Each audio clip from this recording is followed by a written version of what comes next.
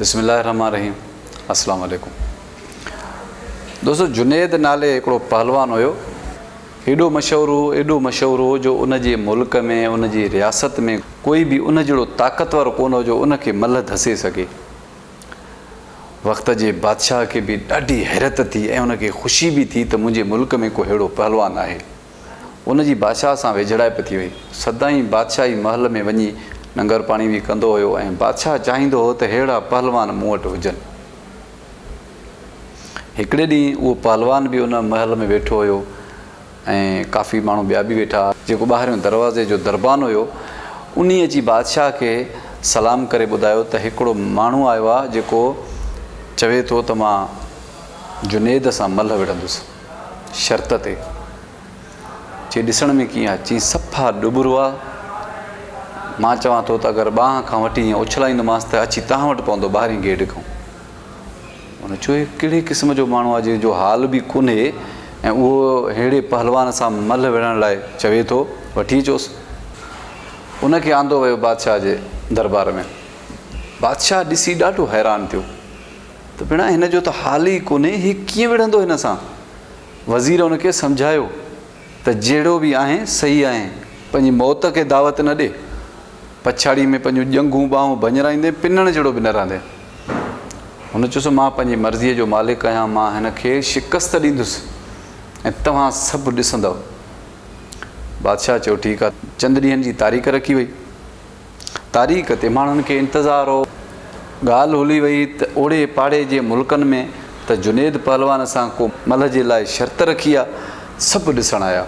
तारीख़ पूरी थी, सॼी ख़ल्क गॾु थी, स्टेडियम में अची माण्हू गॾु थिया। हाणे हुन माण्हूअ जो इंतज़ारु आहे जॾहिं अचे।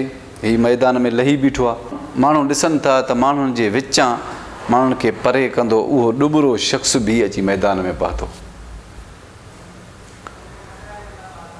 जुनेद बि ॾाढो हैरान हुयो त का ॻाल्हि आहे जो हीउ मूंसां शर्त थो रखे। सुंदरा ॿधिया विया। जॾहिं हिक ॿिए खे थोरो ई लोॾियो वियो त उन ॾुबरे शख़्स जुनेद खे चयो त कन ओरते कर त ॻाल्हि ॿुधाए। उन ॿुधायो त मां हिकु सैयद ज़ादो आहियां।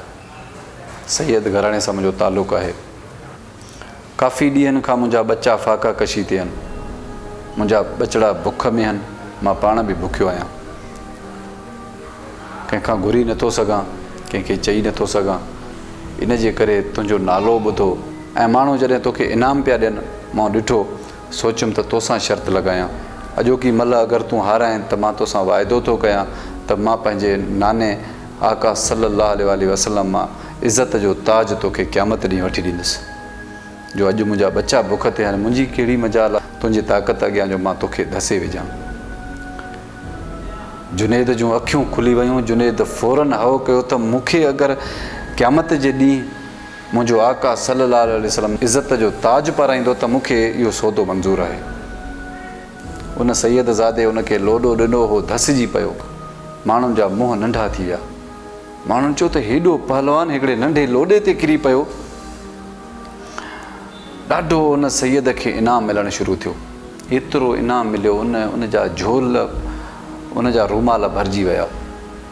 उहो अखियूं उघंदो रोअंदो पिंडाल मां निकिरी वियो। जुनेद बि पंहिंजे घरु आयो। बादशाह जो मूंड बि हाणे सही कोन हो त हिकिड़ो ॿाहिरियों माण्हू अची हिनखे धसे वियो। हेॾो वॾो पहलवान हुयो। हे राति जो अची सुम्ही पियो। हिनखे अची ॻाल्हि ज़हन में वेठी त छा माना मूंखे वाक़ई आका सल्लल्लाहु अलैहि वसल्लम जो दीदार थींदो ऐं उहो मूंखे इज़त जो ताज पाराईंदो। ईअं सोचे हे सुम्ही पियो। राति जो ख़्वाबु थो ॾिसे त मुंहिंजो आका सल्लल्लाहु अलैहि वसल्लम हिन जे मथां बीठो आहे। हिनखे नालो वठी सॾु करे उथारे निंड मां। उनखे हिकिड़ो ताज आहे उहो हिन जे मथे ते रखियो अथई ऐं उनखे निड़ ते बूसो ॾिनो अथई। मुंहिंजे आका फरमायो त तूं हिते यकीन करे मुंहिंजे बचड़नि खे तो इज़त ॾिनी, मुंहिंजे बचड़े खे तो खटरायो, तो पाण खे हारायो ऐं तोखे मां क़यामत जे ॾींहं ताईं इंतज़ारु करायां। हे तुंहिंजी इज़त। सुबुह जो उथियो, परेशान हुयो। हिक खे ॻाल्हि पियो ॿुधाए त आका जो मूंखे दीदार थियो। एॾो उहो माण्हू मशहूरु थियो, एॾो मुल्क में मशहूरु थियो, अॼु ताईं हर माण्हूअ जे ज़बान ते उन शख़्स जो नालो आहे, जुनैद बग़दादी। उन जा काफ़ी किताब, उन्हनि जा किसा लिखियल आहिनि। उन शख़्स खे उतां एॾो वॾो मर्तबो मिलियो उन ख़्वाब मां, ऐं उन सैयद जे बचिड़े खां मल हाराइण जे करे उनखे एॾो मर्तबो मिलियो, एॾी इज़त मिली, जो आका जो दीदार बि थियो, उन जे तरफ़ां इज़त बि मिली ऐं दुनिया में नालो बि रोशन थियो। अॼु बि दुनिया में मशहूरु आहे त जुनैद बग़दादी आशिक़ रसूल आहे। दोस्तो, इंसान कंहिंजी इज़त करे ॾिसे। असां मेरा आहियूं, असांजा वार खुलियल आहिनि, असां कुझु बि आहियूं, असांजूं नियतूं साफ़ु हुजणु खपनि, असांखे अॻिते जी मंज़िल लाइ रस्तो साफ़ु हुजणु खपे। असां सभु कुझु हितां लाइ सोचूं था, हिते पंहिंजे लाइ रोशनी कयूं वेठा आहियूं, पर इहा रोशनी उतां जे लाइ कजे त सभ खां बहितरु आहे। मां नओं मौज़ू खणी वरी तव्हांजी ख़िदमत में हाज़िर थींदुसि। तेसीं ताईं मूंखे ॾींदा इजाज़त। पंहिंजो ख़्यालु रखिजो। अलाह निगहबान।